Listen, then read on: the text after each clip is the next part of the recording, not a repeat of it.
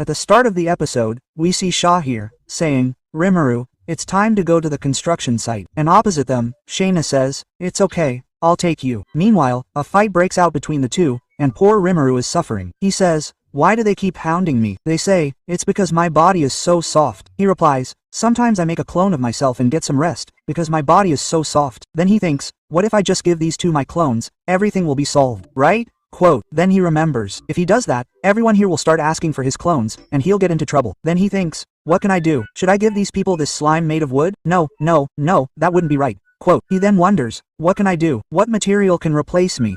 Quote, he then remembers the cushions he used to make in his previous life. He says, I can make cushions shaped like these at slams and sell them as Rembro cushions. It'll be like a lottery. The winner will get the biggest cushion. I'm sure this will make everyone happy. Quote, he then asks the two, can you spare me a moment? They both say, okay. We see Rembro tell Shona, I need your help. Shona says, yes, anything. Rembro asks, is there any material that's super soft, smooth, and flexible? He then adds, something that's super flexible and soft. Sona says, yes, isn't there? I'll find that kind of material here, Eli. Don't worry. Now, Shaw asks, what are you going to do with it? So he says, just keep watching. He approaches this guy and asks, have you ever heard of satiforms, which are incredibly smooth? He asks, what is a satiform? Ibru, completely confused, says, basically, how should I explain it? Then, his girlfriend comes to his aid, explaining that satisomes are made from tiny particles. They're basically plastic, but they're put through a process that turns them into satiforms. Tribu says, it's irrelevant. He won't understand. Quote, after a little more explanation, the guy says, there's something like that, Sarah saw, and he says, it's so smooth and soft, it's just like your body. Chidu says, that's exactly what I wanted. Then, the guy says, but yes, there's a big mystery behind it. He meets him near a lake, where a mysterious monster lives. He explains that anyone who tries to swim in the lake is spotted by the mysterious monster from below and dragged underwater to be killed. But you're so powerful, he says. This would be child's play for you. I'm just worrying myself for no reason. Quote, Ribru fearfully replies, yes,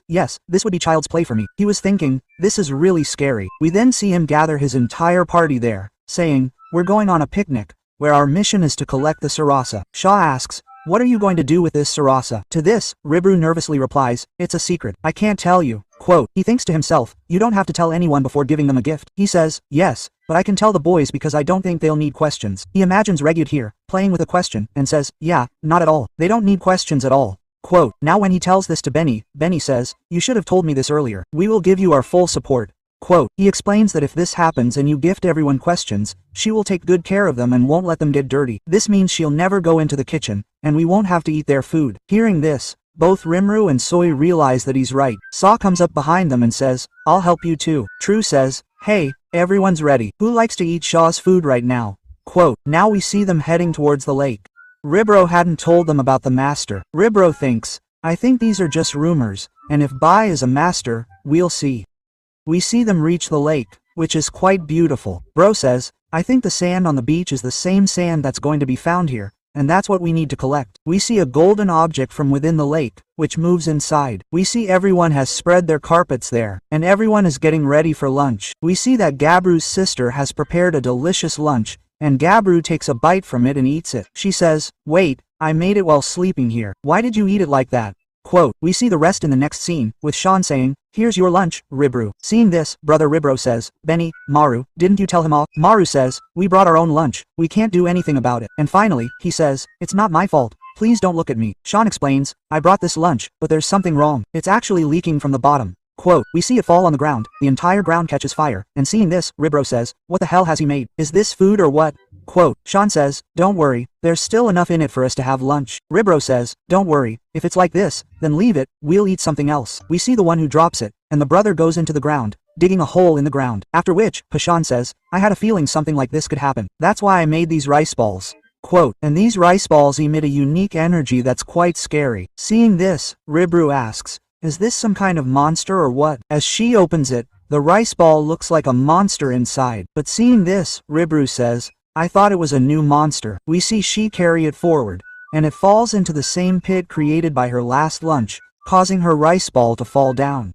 Gabiro sees it falling, and he says, I have to save She's food. But when he sees her face, it's so terrifying and scary. Gabiro says, sorry, but I can't save him, and he flies up, causing the rice ball to fall directly into the lake. Gabiro makes a perfect landing, and the rest of his lackeys behind him exclaim, "You're great." Just then, John comes running from the front and says, "Why didn't you catch him?" And then, brother, you can see Gabiro's condition. The poor guy looks terrible. Now, Shaw is apologizing to Ribru because his lens is damaged. So Ribru says, "Don't worry, it's okay." We see that Ribru even had the three brothers make their own suits that fit them perfectly. Ribru says, "I knew I could depend on those three brothers here. The three brothers are experts at this kind of thing," and they thank them. Then we see Ravi saying, "All the boys are ready. But what about the boys here?"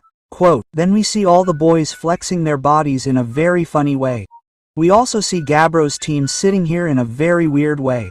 A swimsuit was even made for Ranga. Ranga looked very happy in it. Rinro says, "Whatever it is, everyone looks very happy right now." Then Shola reveals that they've made a swimsuit for him too, and Rinro sees that it's a middle school swimsuit, which is very short. Next, we see Rinro put on a casual swimsuit and say, "This will do." Just then, a huge explosion occurs. Then Milam comes out and says, "You're even going to fight without me? How could you even think of that?" Quote, Runo thinks, "Bringing him here is like inviting a lot of trouble. That's why I didn't tell him." Quote, he tells her, "You had a lot of work to do." Milam says, "So what if the work is done? You should have called me." Quote, she says, "You guys came here to swim. I want to swim too." Quote, Ribu says, "You can't do that. You don't have a swimsuit." Quote, then Minam uses her magic to change her clothes. Ribu asks, "What is this? You're in normal clothes right now." Quote, Mill tells her, "No, these are swimsuits." She tells her from the gate that the fabric here is swimsuit-like. Runo says, "Magic can do anything." Mill says, "I heard there's a monster here. Right now, that monster won't be able to stand up to me at all."